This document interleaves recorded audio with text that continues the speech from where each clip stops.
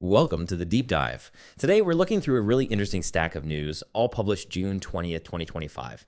Our goal, well, it's to pull out the most important nuggets, especially where digital assets and traditional finance are starting to intersect. And I got quite a mix today, everything from central banks doing unexpected things, state laws, big market moves, even some crypto culture stuff. Let's kick off with, I think, maybe one of the biggest headlines here. Coinku is reporting the People's Bank of China, the PBOC, and the Hong Kong Monetary Authority, HKMA, they've launched a cross-border payment system, not a test, like a live system. So two major central financial bodies working together. What's the deeper significance here beyond just, another payment system? Right. Well, what's really fascinating is who is involved. Central banks. Major ones. This isn't just about efficiency, like making payments faster. No, this feels more strategic. You could see it as maybe a move to chip away at the dollar's dominance in cross-border trade. Especially thinking about things like the Belt and Road Initiative, the trade volumes there. It provides a real alternative to, say, SWIFT. It definitely cements their position in the digital currency space, and, well, it hints at a different kind of financial future, one built on new digital rails. So yeah, it's established powers actively trying to shape that future, not just waiting to see what happens. That's a really powerful signal then, how global finance is maybe reshaping itself. And it's not just central banks, right? We're seeing huge moves in institutional investment too. Coindu.com has this headline, Ethereum eyeing a $5,000 surge. Okay, catchy headline, but what's actually driving this? Is it new money coming in or just momentum building? It looks like a bit of both, actually. And the numbers, well, they paint a very clear picture when you connect the dots. Take BlackRock's iShares Ethereum Trust. Big institutional vehicle, right? It pulled in, get this, $303.5 million just last week, alone. Wow, just one trust. Just one. And here's the kicker.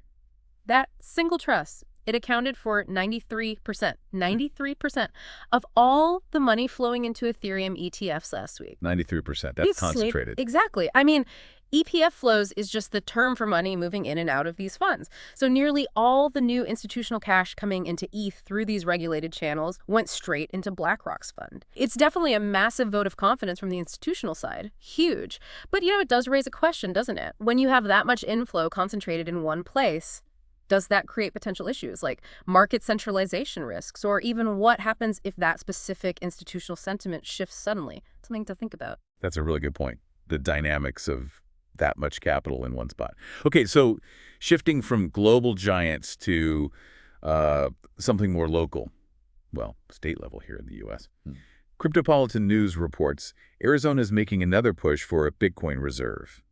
Now, we've heard about bills like this before. What makes this attempt different, maybe? Or what are the big challenges it faces? Well, it's interesting because it touches on this idea of, state sovereignty versus federal control in monetary matters.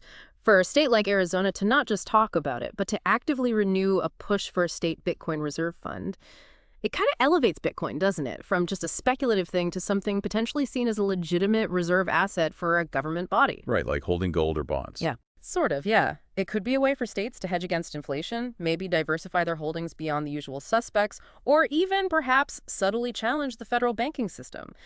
The main obstacle, though, it's still navigating all the federal financial rules and, let's be honest, likely pushback from the established financial powers. Right.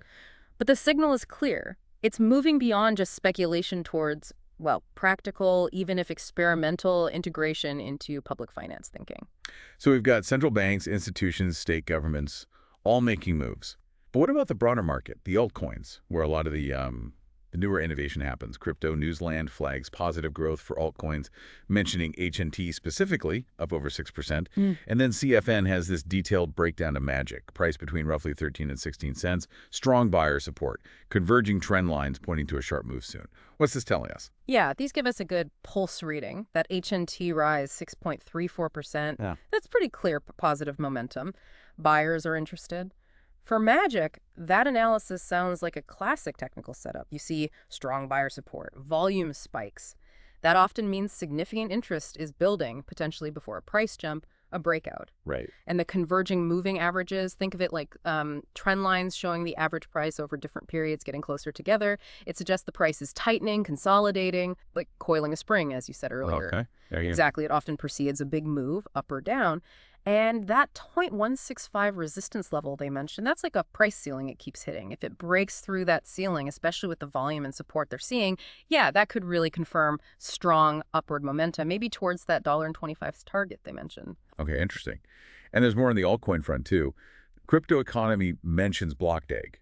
Huge presale, apparently. $313.5 million raised, and they're about to reveal listings on 20 exchanges. But that same report also mentions XRP having a breakout setup and Chainlink gaining more institutional ground. It really is a diverse space. It absolutely is, and that report highlights the spectrum perfectly. You've got Blockdag, sounds like a very early stage project, but it's pulling in massive pre-sale funding. That shows investor appetite for brand new tech, new ideas. Then you have XRP, an established name, potentially setting up for its own move.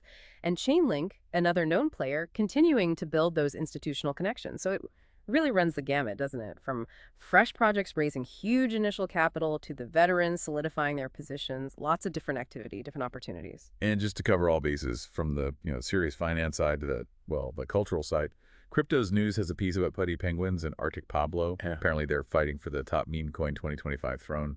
Uh-huh. And that's the perfect illustration of the sheer breadth of this whole ecosystem, isn't it? I mean, one minute we're talking central bank digital infrastructure, billions in ETFs. The next it's, well, meme coins vying for a throne. It might seem kind of frivolous on the surface, but these meme coins, they often tap into community power, internet culture. They can be an accessible entry point for people new to crypto, show how decentralized communities work, and sometimes, yeah, they reflect the overall speculative mood of the market. It just shows you everything is happening here.